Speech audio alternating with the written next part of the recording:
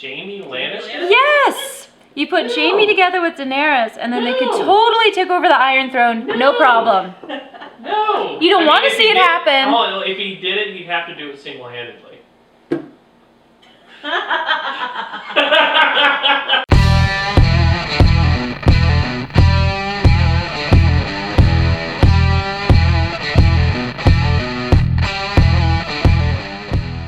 Hi, welcome to BeerFork. We're just going to run right into this. Speaking of things that Game of Thrones has done really well is they've sold a ton of merchandise because the show is amazing. If you have not watched it, please be like the rest of everybody in America and just go watch it. You'll feel better. Anyhow, they've come out with a series of beers, the Game of Thrones series of beers, HBO in collaboration with Ommegang. I think I mispronounced that. I don't really know how to say that, but I've had a few of their beers before and they are all on point. They are kind of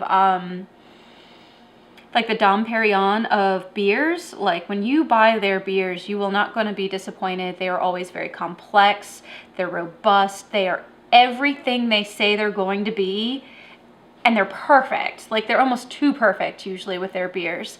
But I'm not going to complain about that. Like I said, very solid brewery. Anyhow, so we have for you Take the Black Stouts. I am super excited. I will preface that we've had our beers for a little while. So we've had this beer since I think about September, October.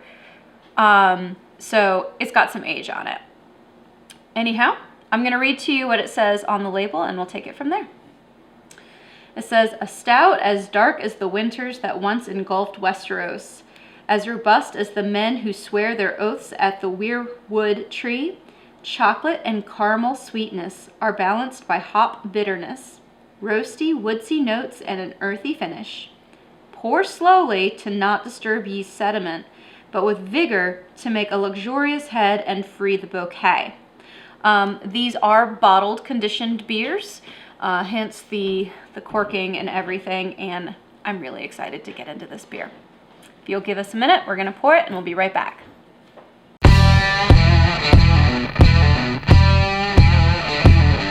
All right, we're back. So it is a beautiful, beautiful dark brown color with a nice, thick, tan colored head. Not the creamiest I've seen, but definitely there and not going anywhere fast. Very opaque, not getting really any light through it. It's pretty much what you want when you're taking the black in terms of appearance.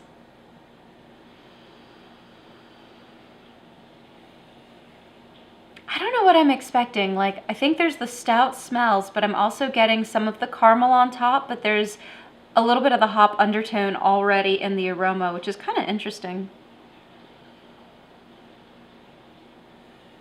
I think I'm liking it. I'm thinking it's also maybe a tiny bit cold.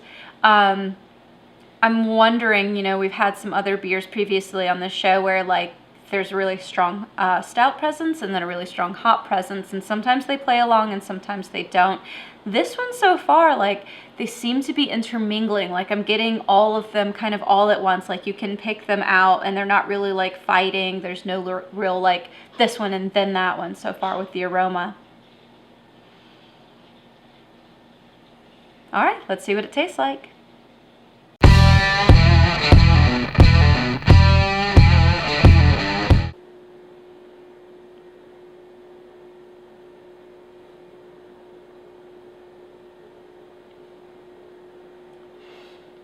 The first big flavor is roast. Most definitely roast, followed by caramel. Not picking out a ton in terms of chocolate. It's mostly very much caramel and roast, but they're not overbearingly sweet, which is where I think that hop comes in.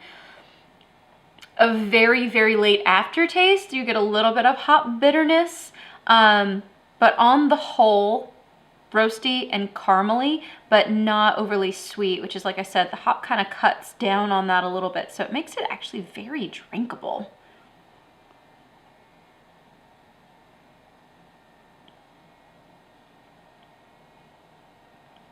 I rather like it. I don't think the aging has done a whole lot for this beer in terms of like making anything stronger. or less present than I expected it to. Maybe it did mellow out some of those hops since, you know, we don't really have had a fresh one to compare it to. I think it's really delicious. I would love to drink this with like kind of a heavier meal. You know, maybe a steak with a big old salad on the side. Or maybe like a heavy, hearty lentil stew, something along those lines, because I think the flavors would balance really nice. I do like this. I mean, again, it's very technical. Ommegang always gives us these really fantastic beers, and I like this one. I don't think I want to share it. So, happy watching Game of Thrones. Grab one of these to drink with it, and we'll see you next time on BeerFork. Thanks again for watching BeerFork. I'm Melanie.